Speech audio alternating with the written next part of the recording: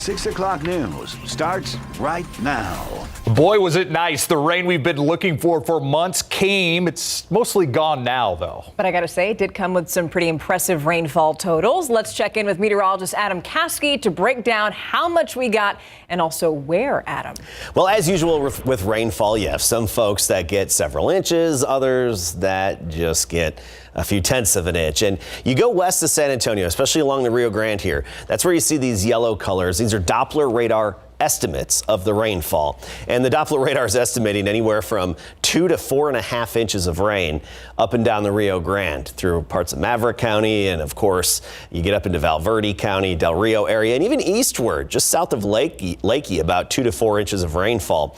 And if we switch radar sites closer to San Antonio, not quite as much rainfall, but still some pockets of impressive accumulation, especially right here, just west of Hondo along Highway 90, that red spot is an estimated 5 inches of rainfall. That's what the Doppler Radar is estimating. You get in and around San Antonio, and we're closer to about a half an inch to just over an inch. West side of town, Alamo Ranch, about 1.1. And you get to the northwest side, closer to Leon Springs, about 1.1 as well. Officially at the airport, we had about 2/3 of an inch. Now, as we go through this evening, partly cloudy out there right now, very pleasant. By 10 o'clock, increasing clouds at 62, midnight 59. Have the jacket ready, not just for tomorrow morning, but really just about every morning this week. We'll tell you how cool and where in just a bit. Thank you, Adam. All right, you've probably been checking the weather all day, and the tool you've likely been using is hopefully your Ksat app and Doppler Radar. Radar really was developed to assist in maritime navigation. Yeah, over the years, the technology has evolved into something our meteorologists use every day to keep you and your family weather aware. So how does it work? What do bats have to do with it? Our Justin Horn visits the National Weather Service station in New Braunfels to get answers. He even gets a chance to climb inside the giant soccer ball that is the Doppler Radar. It's coming up on a brand new Ksat Explained a little later in this show. In other news now, cancer can affect anyone at any time, but a leading researcher at UT Health San Antonio says that she's finding a higher rate of cancer among Latinos. Jesse Degollado looks into that and the risk factors that may be to blame. Gilbert Lozano and his son aren't alone. They're among an alarming number of Latino families living with cancer. As it is, Lozano says, his wife has had it for 10 years or more. And now she is my rock. Next year, it's predicted 142% more Latinos nationwide will be diagnosed with cancer. Trying to find out why, by studying the data, is a team led by Dr. Amelie Ramirez, a nationally recognized researcher at the UT Health San Antonio Mays Cancer Center. Cancer now is the leading cause of death in Latinos. For other population groups, it's cardiovascular disease. Dr. Ramirez says those other groups also can have leading risk factors such as obesity and diabetes, but no health insurance jumps out among Latinos. Lozano says he's been obese most of his life and had diabetes for years, but at least he's got insurance. But Dr. Ramirez says all too many other Latinos do not have health insurance. So if they have cancer, how early can they come in to be treated, or can they get treated? A priority for her, she says, is the fear factor among Latinos, which puts them at risk by avoiding routine tests, checkups, and not knowing whether it's been in their family. You know, people don't want to talk about it because they said if they just talk about it, it might happen to them. And so it just perpetuates itself. It just goes on and on, one generation after the other. And they just don't want to know. Yet in many cases, Dr. Ramirez says early detection could save or prolong lives. After all, says Lozano, you don't take care of yourself, nobody's going to. Jesse Degollado, Ksat 12 News. Take care of yourself. Well, speaking of UT Health San Antonio and cancer research, today they hit a huge milestone in their latest construction of a new hospital. Crews reached the top of the 8-story multi-specialty and research hospital located in the South Texas Medical Center. The hospital will have 12 specialized operating rooms, full imaging capabilities, a blood bank, and stem cell lab, just to name a few. They also have amenities for patients and families to improve their experience. Being with your friends and your family is a part of healing. It's a part of getting better. So what this hospital will do, at least our dream for it, what it will do is make it unnecessary for anyone to have to leave. The project expected to open late fall of 2024. Once open, it'll provide more than 800 healthcare jobs to San Antonio. New today, we're learning about the guilty plea of a man facing charges for a distracted driving crash that claimed the life of a 13-year-old. 27-year-old Paul Sesting entering the plea during a hearing late last week. He entered that guilty plea. He was originally scheduled to go to trial tomorrow after 15 previous trial dates were postponed. Ksat Investigates pointed out this case. In exchange for the guilty plea, prosecutors waived the deadly weapon allegation and will recommend that he be granted probation and have all fines waived. The suspect convicted for driving his Jeep into the back of a car that Emily Zaltzman was riding in back in 2017. Now we know when a man accused of killing his wife is going to go to trial. Andre McDonald, who's accused of killing his wife, Andreen McDonald, in 2019, is going to go to trial January 17th. The district court judge, Frank Castro, is overseeing the case. McDonald's attorney argued that the case had been delayed long enough. It's way too much delay. We made a motion to dismiss the case for not giving him a speedy trial.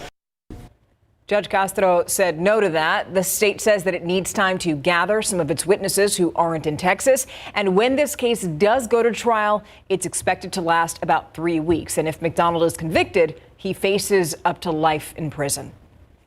Took a jury 3.5 hours to convict a man and his stepson for murder. The trial of 61-year-old Williams Blankenship and 25-year-old Lane Wutan began last Wednesday. Today, a jury found them both guilty of the murder of Josh Fowler. Witnesses say that Wutan and Fowler were fighting outside of a home in southeast Bexar County, and Blankenship and his wife were standing by with a gun. Those witnesses heard gunshots from 2 different weapons. The victim later died at a hospital. Punishment phase of this trial is expected to begin this afternoon. It's going to continue tomorrow. The 2 men are facing a sentence anywhere between 5 to 99 years or life in prison. A driver who critically injured people at a bus stop will be spending at least 2 decades in prison after being sentenced today. Court records show last week Jose Garcia sentenced up to 40 years. Due to his long criminal history in Bexar County, he was given credit for more than 49 months of time served. The crash happened back in 2018. Garcia was driving 60 miles per hour when he veered into oncoming traffic, crashing into the bus stop. 4 people injured as a result, including a pregnant woman. She was still able to deliver her baby safely. Today marks day 15 that Eric Cantu has been on life support after being shot by a now fired San Antonio police officer. The family giving an update through their lawyer on Sunday night in a statement saying in part, quote, "The bullets brutally tore through his stomach, liver, diaphragm, lungs, and arms, and his body has suffered so much from the damage and invasive surgeries to keep him alive," end quote. Also in the family statement through their lawyer, they are seeing people impersonating GoFundMe pages for donations. We've covered stories in the past about how to know when you could be getting scammed by all this. You can head to ksat.com to read that story. You know, healthcare workers are on the front lines when it comes to recognizing victims of domestic violence. But here's the thing, though. They don't just watch out for scars or bruises. Yeah, Courtney Friedman spoke to a professor and his med students about what else they look at as part of Courtney's series, Confronting Domestic Violence, Loving in Fear. The doctors of tomorrow are learning far more than diagnosing rashes or viruses. They're learning empathy. Things like, you can talk to me, this is a safe space, I'm here to help if you ever need me. That's necessary for patients experiencing domestic violence. Dr. Jason Morrow brings that subject into the classes he teaches at the UT Health San Antonio Long School of Medicine. We need to make it a universal practice in the clinic that patients have some time with their provider alone. He teaches students how to advocate for their patients and dig deeper into trauma symptoms that Morrow calls sneaky. It can be asthma or diabetes or COPD that's not controlled because a woman doesn't have access to her own medications, because the incredible amount of stress in her life, her cortisol levels are high, that brings hypertension, that raises blood sugar levels. And it's not just textbook learning for the students in these auditoriums. The professors bring in experts and survivors right here to tell their own stories. It was very impactful. It was profound, honestly. And I think that just hearing that can engender a degree of empathy. Making sure that a patient knows that you're listening to them and that you're here for them. Benjamin Akonde and Scout Openshaw are second-year medical students in Dr. Morrow's class at the Long School of Medicine. That's when we need to be on high alert for ensuring that she has access to support in case she's on the run. They're proud to be equipping themselves with skills that could directly impact Bexar County's devastating domestic violence problem. This is a public health cause, and every doctor should be engaged. Courtney Friedman, Ksat 12 News. Now, if you or someone you know is suffering from domestic violence, we have a long list of resources on our website, ksat.com/domestic violence. You can also call the Family Violence Prevention Services crisis line. That number is 210-733-8810.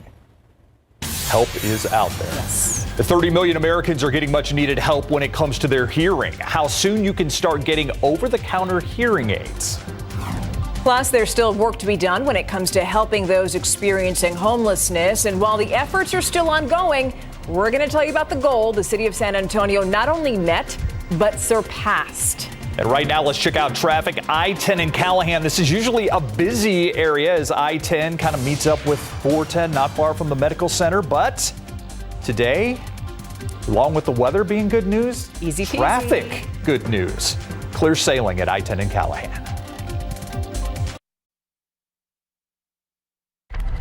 It's okay to support Dr. Harold, but don't forget about the families. His niece died at Robb Elementary, and now a man from Uvalde is making a plea to his community. The message that he hopes will heal a divided city. Plus, if I would have known all this, Cody would not even pick up his things by himself here. Shot by her daughter's boyfriend, now a mother is sharing her pain and anguish as she recovers. The series of events that she says led up to the shooting tonight on the Night Beat. Now, San Antonio is answering the call to reduce homelessness right here at home and across the country. Yeah, the city became the first community in the U.S. to surpass a nationwide effort to help end homelessness. And city and government leaders met today to discuss that achievement. But as RJ Marquez tells us, the work is far from done. Congratulations for being the first House America community to not only meet, but to exceed your rehousing goal.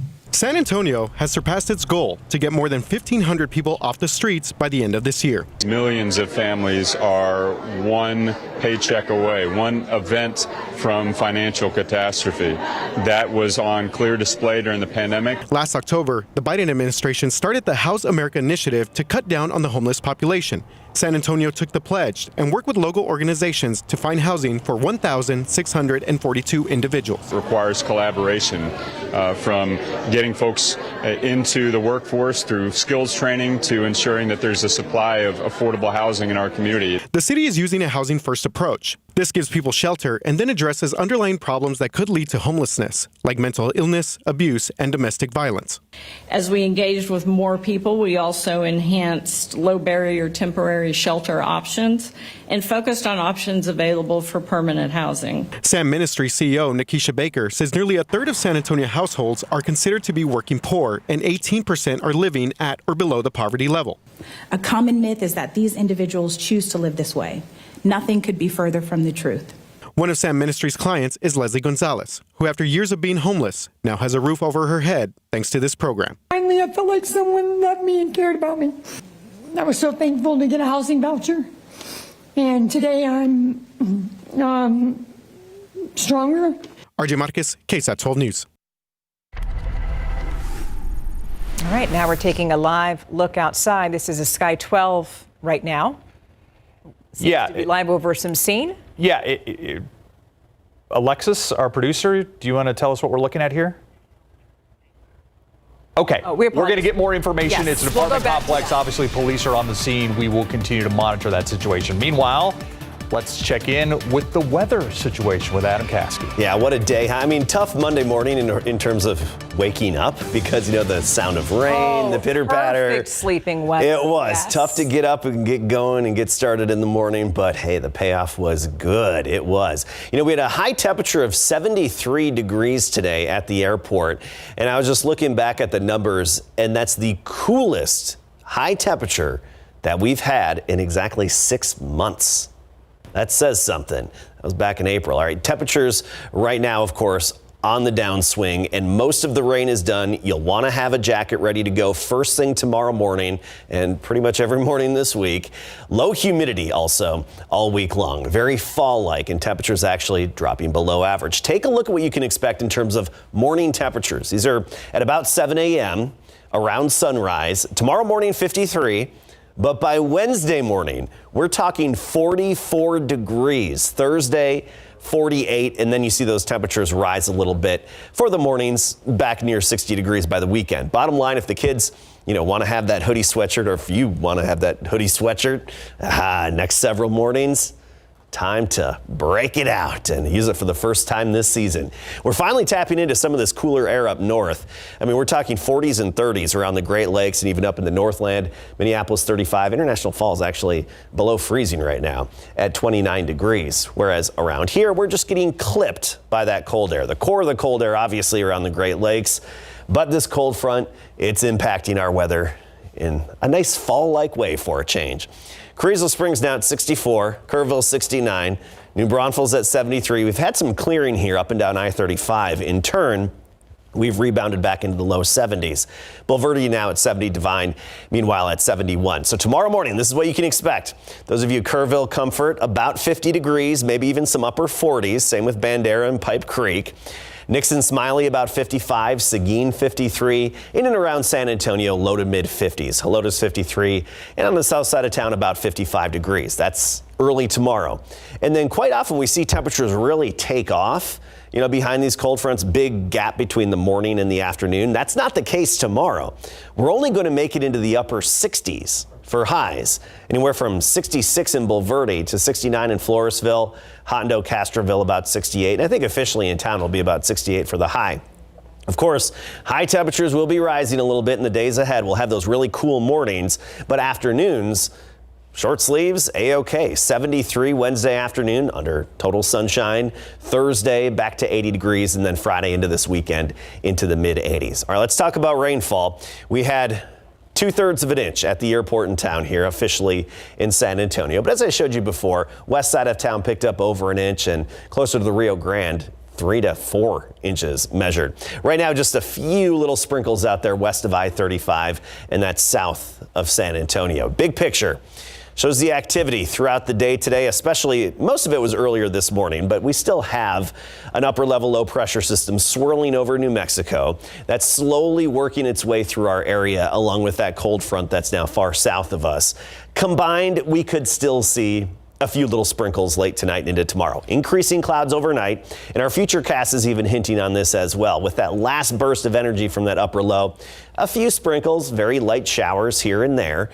Hit or miss tonight and first thing tomorrow morning, but most of the actual rain and stuff that could, I think, get in the way of the morning commute would be far south of town. We're talking Maverick County, Dimmitt, LaSalle, McMullen counties. That's where we could have some actual real persistent rain to start the day tomorrow. But for those of us around San Antonio, Bexar County, surrounding counties, just a little bit of dampness here and there to start the day. We've got that 20% chance of a shower, or sprinkle really.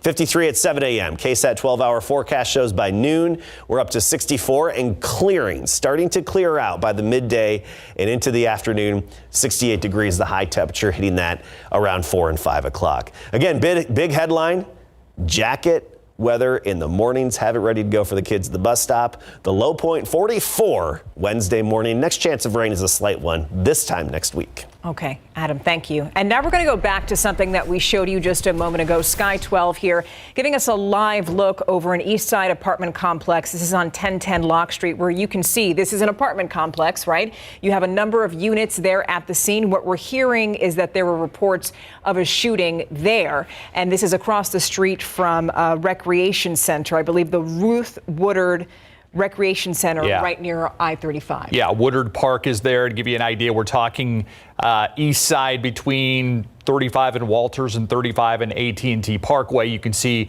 a number of police units on the scene. This is a live picture, and of course, we'll continue to monitor the situation. All right, now let's talk about something that we got to do this weekend. We got to pack that dome. Yeah. You could argue that North Texas is UTSA's biggest rival, especially after what happened last year when they wrecked their perfect season. Well, when we come back, the secrets to success will also include you, the fans. And Jeff Traylor will talk about that, the head coach of UTSA. And it looks like the Longhorns also have their own revenge game coming up.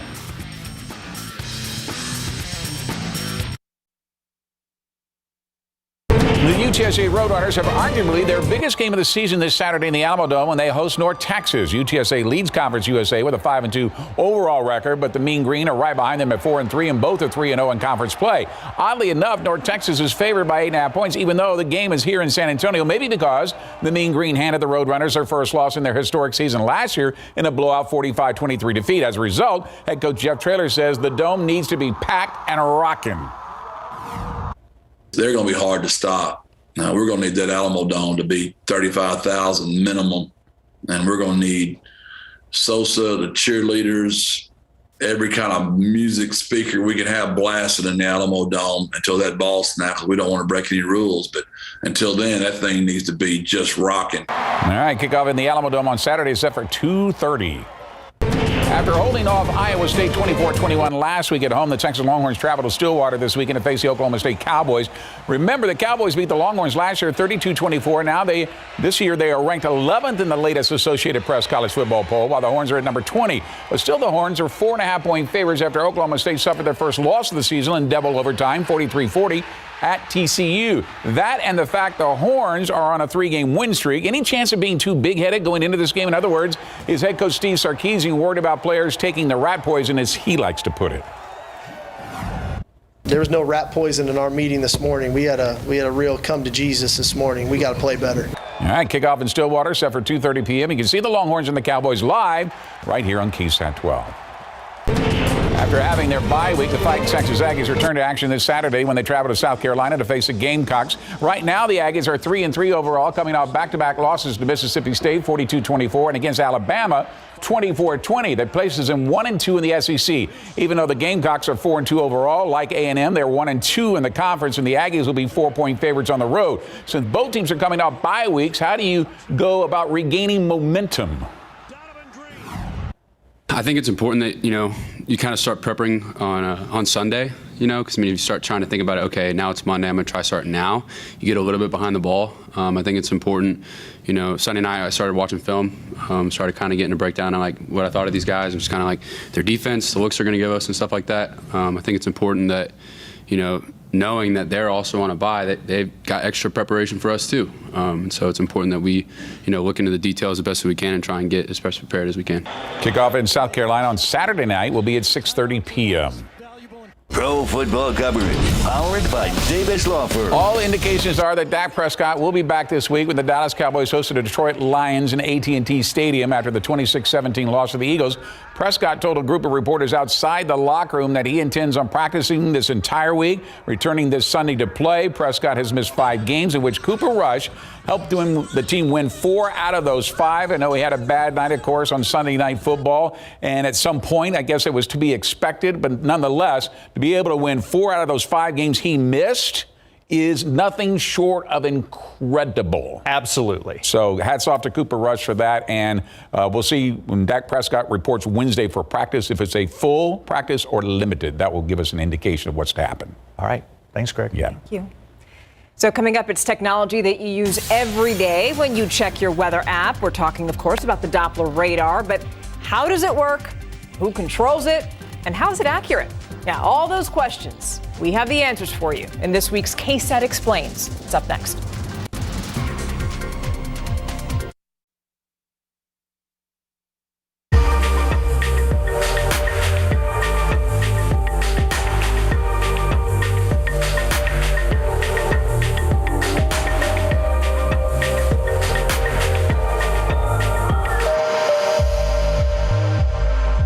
You see it every day during Ksat's weather segment. We watch it on our phones, of course. In fact, our meteorologists would say that it's the most important tool they have. Yeah, but how does Doppler radar really work?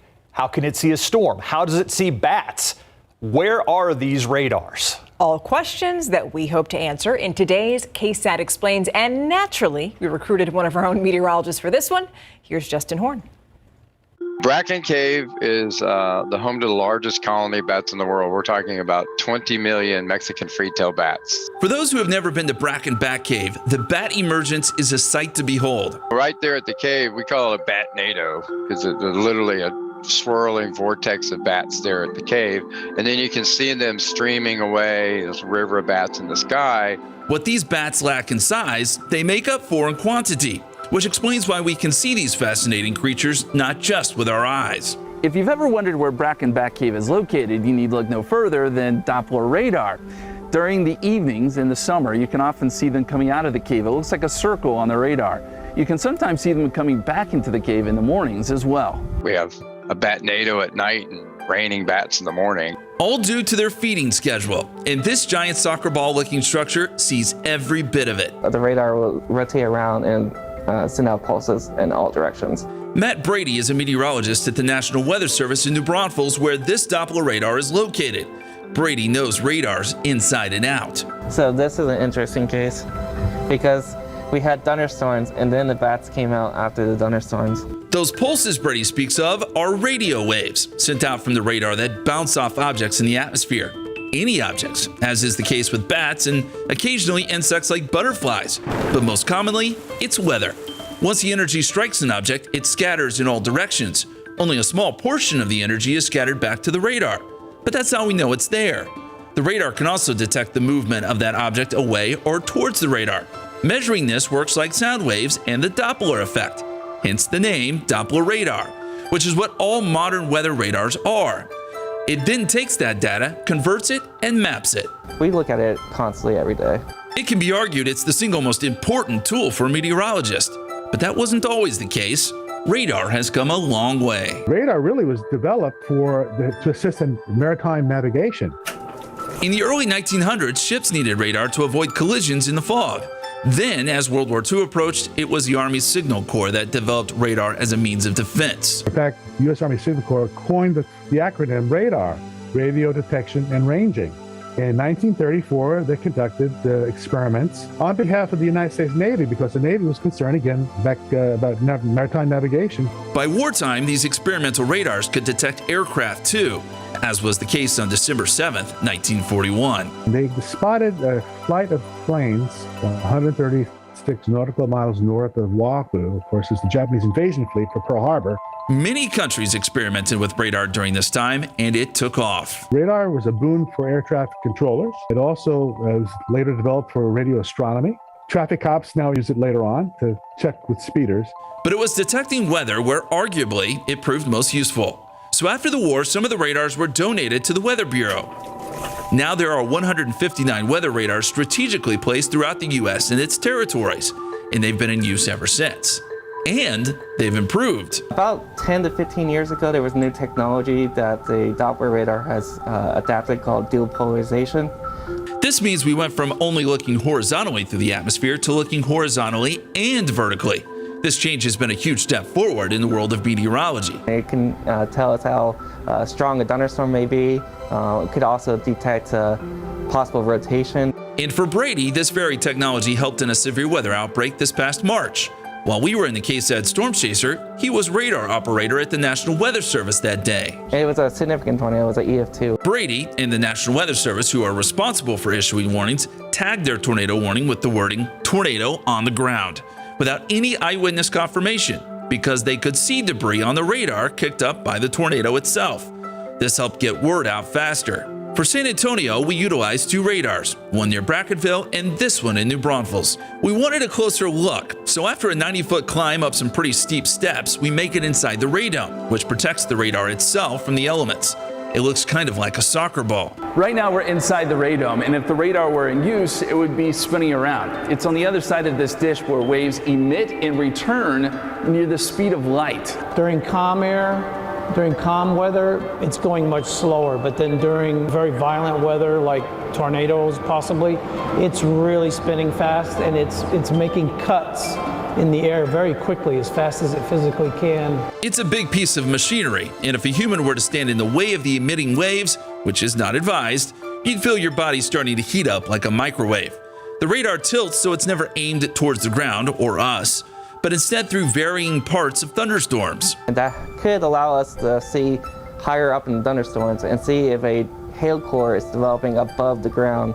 In other words, we can see if a storm may produce large hail before that hail even makes it to the surface. We can even see the difference between sleet and snow.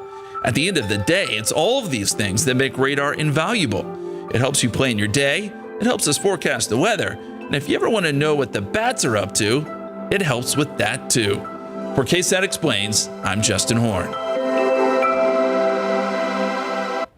It's science. Fascinating. If you would like to see more Ksat Explains episodes like this one, take your phone out, scan the QR code on your screen right now. It'll take you directly to the Ksat Explains webpage. Expect a new episode every Monday right here on the News at 6. More news after the break.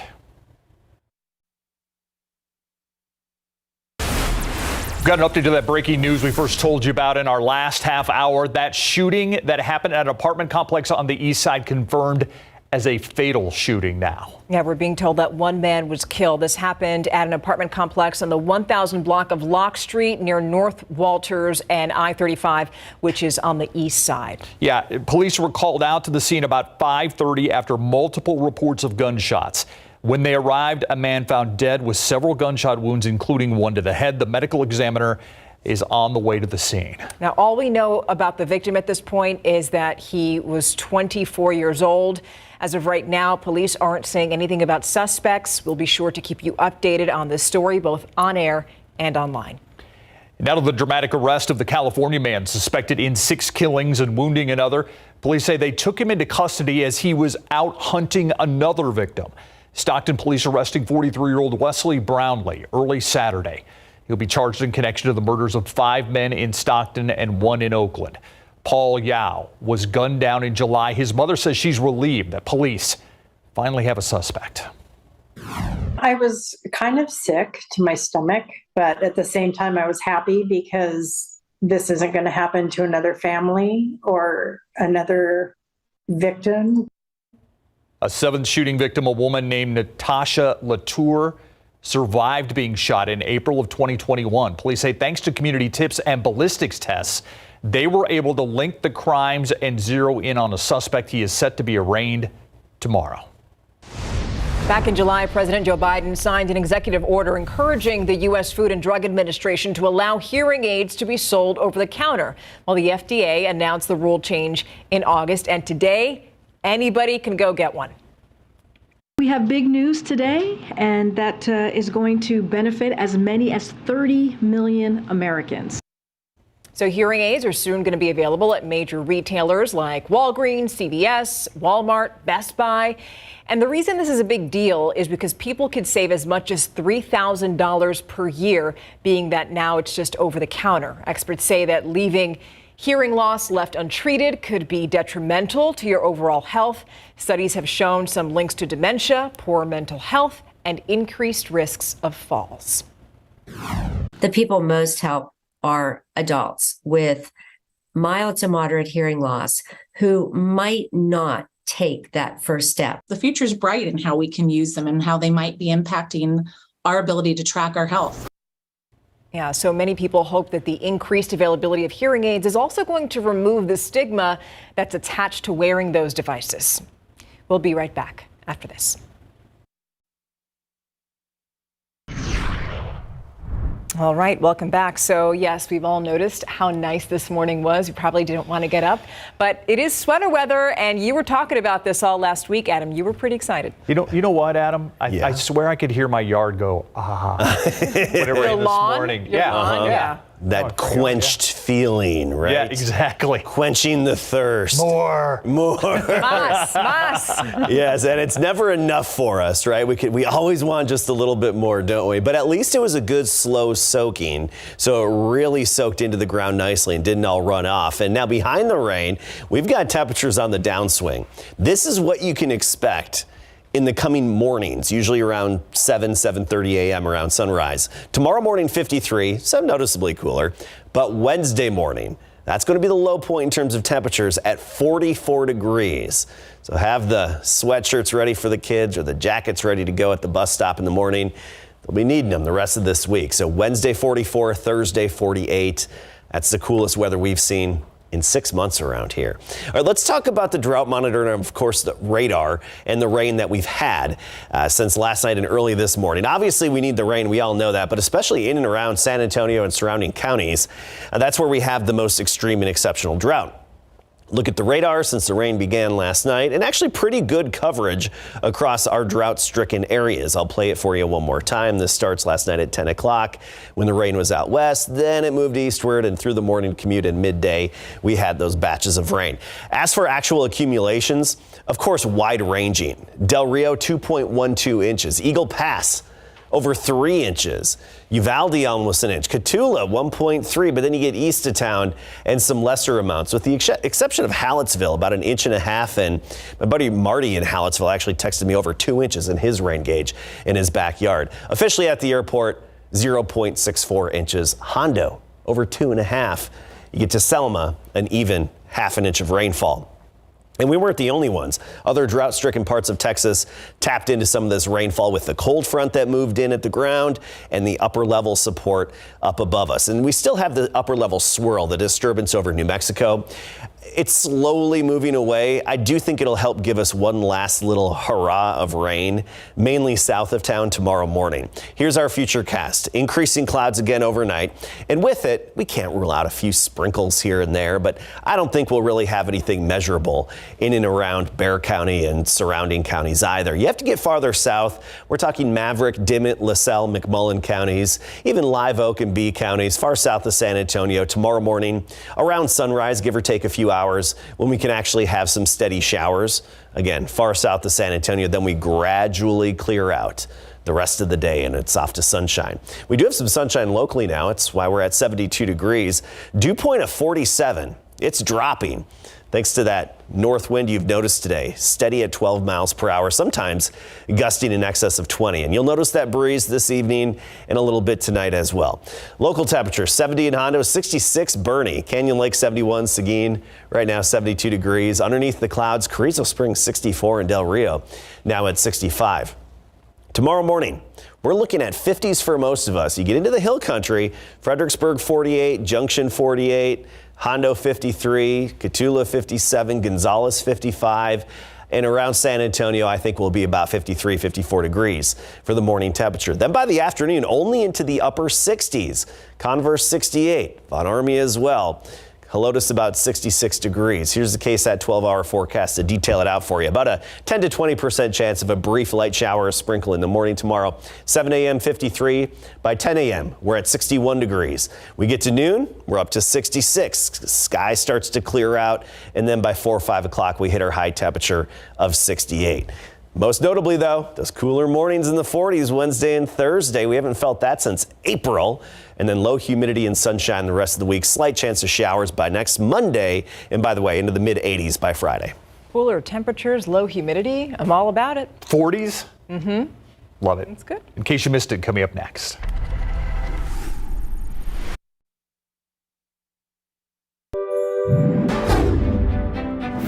Good morning. It's Monday, October 17th. The rain finally that we've needed for months, but the lingering effects of the drought still showing up in the form of fires and power outages, and it's keeping CPS Energy and fire crews busy. One of those fires on the northwest side near Loop 410 in Evers. Fire crews say a house burned this morning after a fire erupted in a fuse box outside of the home. The flames spread through the roof. Firefighters say fire destroyed the home's attic and garage. 3 people were inside, but they made it out safely. San Antonio police say an 18-year-old man was shot and killed late last night. It happened just before 11 near the intersection of Dunton Street and Afcombs Way near Quintana Road on the southwest side. Police say someone started shooting during a car club meetup, and they found the 18-year-old victim on the ground. When another man tried to help him, he was also shot. That second victim is being treated at a hospital. And can you believe it? It's been 24 years since the 100-year flood here in San Antonio. We all remember it very well. Back on October 17th, 1998, it started to rain, and it just kept on raining. At one point, there were 10 inches falling in an hour. It started overnight on a Friday, and by Saturday morning, floodwaters were already covering many streets, neighborhoods, as well in a number of cities. Officially, the city of San Antonio recorded more than 15 inches of rain. Ksat brought the community extensive coverage of that historic event. And right now on our website, you can read about our staff's accounts during our coverage, and you can watch our archived video from Sky 12. It is really something.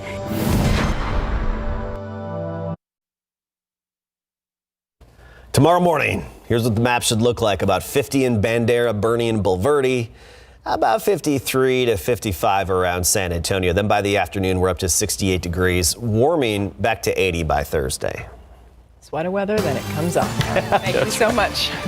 Have a great one. We'll see you on the Night Beat at 10.